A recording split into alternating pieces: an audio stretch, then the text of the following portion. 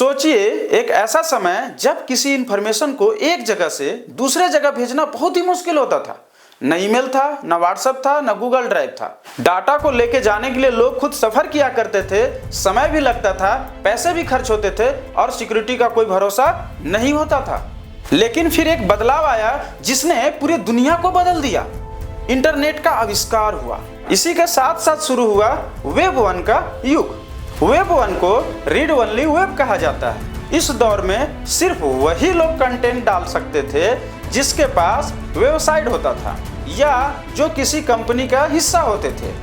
बाकी लोग डाटा को सिर्फ देख सकते थे लेकिन कोई प्रतिक्रिया नहीं दे सकते थे। तो उस समय का ये बहुत बड़ा क्रांति था। अब एक ही जगह से पूरी दुनिया तक इंफॉर्मेशन पहुंचा सकती थी, कम खर्च में, कम समय में और कम रिस्क के साथ। लेकिन फिर भी यूजर सिर्फ दर्शक थे, बोलने या लिखने का हक नहीं था। लेकिन कुछ समय बदला और लोगों को वेब 1 की सीमाएं दिखने लगी। लोग चाहते थे कि वो भी कंटेंट बना सके, कमेंट कर सके और शेयर भी कर सके। और फिर आया वेब 2 जिसे रीड एंड राइट वेब कहा जाता है।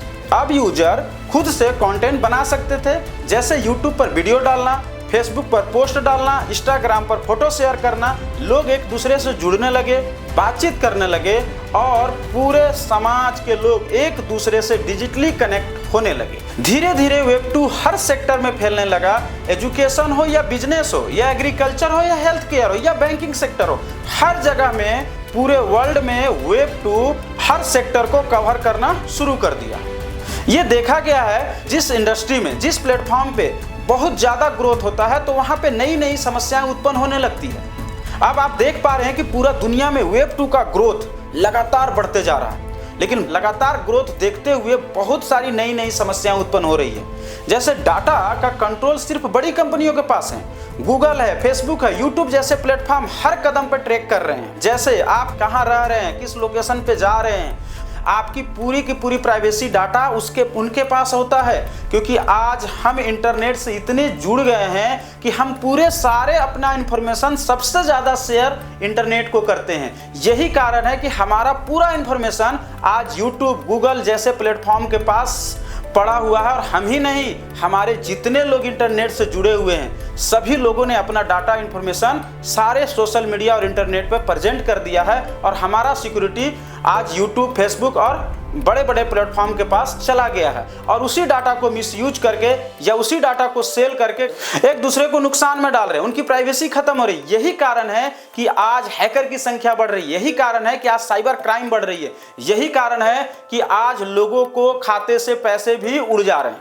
पर्सनल प्राइवेसी को हम इंटरनेट पे खोल के रख दिए हैं और वही प्राइवेसी की वजह से आज हर एक दूसरे का डाटा शेयर हो रहा है, हर एक दूसरे का इंफॉर्मेशन शेयर हो रहा है, जिससे बहुत सारे प्रॉब्लम फेस करना पड़ रहा है। वेब 2 में जितने भी प्लेटफॉर्म है सोशल मीडिया, जैसे फेसबुक है, गूगल है, इंस्टाग्राम है, कहीं ना कहीं हमारा डाटा का इंफॉर्मेशन उनके पास होता है और वो उनके हाथ में कंट्रोल होता है, जिसको बोलते हैं सेंट्रलाइज। और ये सेंट्रलाइज सिस्टम के आधार पर हमारे डाटा उनके पास होता है। इसके साथ साथ आप कंटेंट्स बनाते हैं, आप अपलोड करते हैं और उस वीडियो का अधिकार वो सारे सोशल मीडिया के प्लेटफॉर्म पे होते हैं।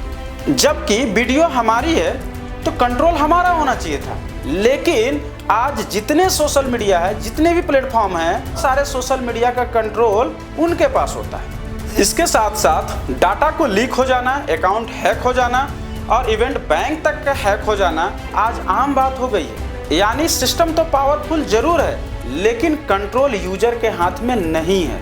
अब इंटरनेट का नेक्स्ट वर्जन आ चुका है जिसका नाम वेब 3 है। वेब 3 टेक्नोलॉजी पे रीड भी कर सकते हैं, राइट भी कर सकते हैं और शेयर भी कर सकते हैं और उसका मालिक भी बन सकते हैं। ये पूरा सिस्टम ब्लॉकचेन टेक्नोलॉजी पे आधारित होगा। मतलब हमारे डाटा पर सिर्फ हमारा अधिकार होगा, हमारे बनाए हुए कंटेंट पर सिर्फ हमारा अधिकार होगा। अब बीच में कोई थर्ड पार्टी नहीं, अब हम सीधे कमा सकते हैं। अब कोई सेंट्रलाइज मालिक नहीं होगा, सब कुछ डिसेंट्रलाइज होगा। यानी अब यूजर सिर्फ दर्शक नहीं है, वो मालिक है। अब अपना अकाउंट, अपने कंटेंट पे पूरा अधिकार होगा। अब सवाल ये है वेब 3 को ग्राउंड पे कौन ला रहा है? तो जवाब है अनंता ब्लॉकचेन, एक ऐसा प्लेटफॉर्म जो blockchain as a service concept पे काम कर रहा है। क्योंकि ये blockchain as a service concept एक ऐसा कॉन्सेप्ट है जो ब्लॉकचेन को किराए पर दिया जा सकता है और हर सेक्टर के लिए, हर प्लेटफॉर्म के लिए।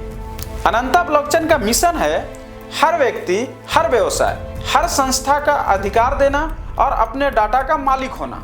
ना कोई सेंट्रलाइज कंट्रोल हो, ना कोई थर्ड पार्टी हो और ना कोई इंटरफेयर हो।